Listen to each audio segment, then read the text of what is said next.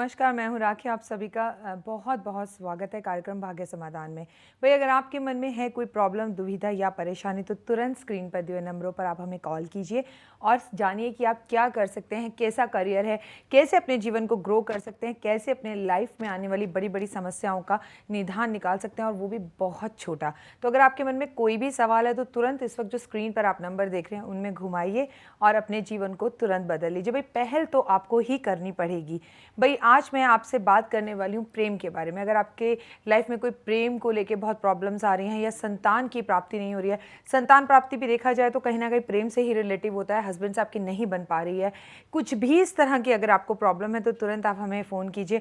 आज आपको बताने वाली हूँ एक ऐसा यंत्र जिसे बनाने से, रखने से, अपने घर में स्थापित करने से आपके प्रेमी के साथ आपके रिश्ते बेहद मधुर और अच्छे हो सकते हैं।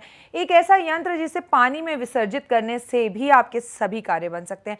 मैं आपको बताने वाली हूँ एक ऐसा स्रोत जिससे संतान की प्राप्ति हो सकती है। तो अगले 1 घंटे आप बने रहिए मेरे साथ और जानिए कि क्या है वो ऐसे अचूक उपाय जिससे कि वंश की वृद्धि हो सकती है, जीवन में प्रेम की वृद्धि हो सकती है, जीवन में हमें प्यार ही प्यार मिल सकता है। लेकिन किसी से भी प्यार पाने के लिए उसे प्यार देना पड़ता है। पहले अगर आपके मन में कोई भी सवाल, परेशानी या दुविधा है तो तुरंत स्क्रीन पर दिए नंबरों पर हमें कॉल कीजिए और जुड़े रहिए इस कार्यक्रम में, क्योंकि अगले 1 घंटे में बहुत सारे यंत्र, प्यार से जुड़े बहुत सारे ऐसे छोटे छोटे उपाय और टॉपिक्स मैं आपको बताने वाली हूँ जिससे अगर रूठी हुई है आपकी प्रेमिका आपसे तो वो तुरंत मान जाएगी। अगर लाइफ में प्रॉब्लम्स आ रही हैं, हस्बैंड है किसी बात पर नाराज़, या घर में कोई तू तू मैं चल रही है, बहुत नेगेटिव एनर्जी है, कुछ चाहकर बहुत समय से नहीं हो पा रहा, भाई किसी को प्रपोज नहीं कर पा रहे आप, या मन की बात उसे नहीं बता पा रहे, तो बिल्कुल ना घबराएं।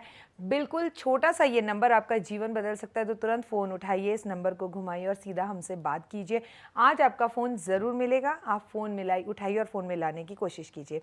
चलिए, आज आपको बताती हूँ कि जिन्हें भी अगर संतान प्राप्ति में किसी भी तरह की कोई भी प्रॉब्लम आ रही है तो संतान देने के कारक होते हैं श्री कृष्ण भगवान। तो भाई, श्री कृष्ण की कीजिए बेहद पूजा, लेकिन कृष्ण को मनाना है तो उनसे पहले उनके गुरु यानी कि शिव को मनाना होगा।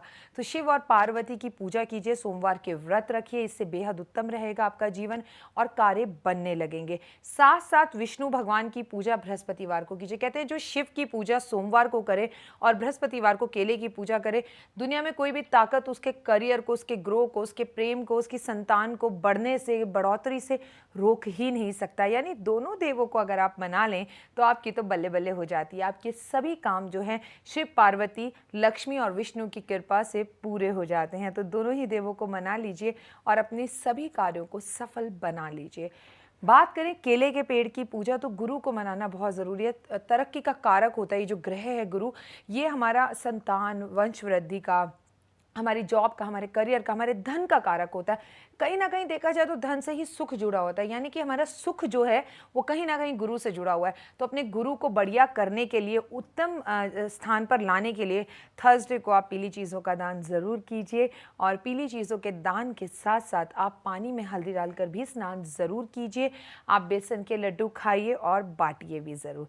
चलिए, जुड़ते हैं आज के पहले कॉलर के साथ। हेलो। हेलो। हाँ, हाँ जी, हमारे ना बहुत समस्या है। आप पहले अपना नाम बताइए। मंजीत कौर है, मैं टाटा जमशेदपुर से बोल रही हूँ। जी, समस्या बताइए। हमारी मैरिज हुई थी 82 से जी, 2 को। जी, और अब हमारा 91 में हमारा तलाक हो चुका है। जी, जी, जी, और मेरा बेटा है, उसका जन्म है 83 का। जी, और मेरा हस्बैंड और मेरा बेटा वहाँ अपने मेरे ससुराल में ही है, और मैं यहाँ मम्मी के पास में हूँ। जी, और वो मुझसे मिलता ही नहीं है कभी भी बेटा। जी, बहुत कोशिश करती हूँ। जी। आप उसको छोड़कर क्यों आई? बस दिए ही नहीं मैम मेरे को। तो आपने कोर्ट के जरिए अपने बच्चे को लेने की कोशिश नहीं करी? बहुत करी मैम मैं तो। अच्छा, आप क्या जानना चाहती हैं आप? मैं यही जानना चाहती हूँ कि अभी वो मुझसे आके मिले। क्या नाम है बेटे का आपके? रंजीत सिंह छाबड़ा। रंजीत सिंह छाबड़ा। चलिए आप टीवी के माध्यम से अपने सवालों का जवाब जान लीजिए। बेहद दुख हुआ आपके जीवन की कहानी को सुनकर कि आपका विवाह हुआ और फिर तलाक भी हो गया। मुझे बेहद दुख होता है क्योंकि एक खूबसूरत रिश्ता जो पति पत्नी दोनों साथ मिलकर शुरू करते हैं, उसे ख़त्म करने तक की बात कैसे पहुंच जाती है समझ में नहीं आता ये बात। लेकिन जो भी विधि का विधान होता है वो होता ही है। एक्चुअली ना आप बुरी हैं ना वो बुरे हैं। बुरा कोई भी इंसान इस संसार में नहीं है। बुरा केवल वक्त होता है, यानी कि अच्छा या बुरा केवल वक्त होता है। कभी कभी वक्त हम पे हावी हो जाता है, कभी हम वक्त पे हावी हो जाते हैं। वक्त हम पर हावी ना हो इसके लिए हमें अपने कर्मों का निधान अच्छा करना चाहिए, कर्म अच्छे करने चाहिए।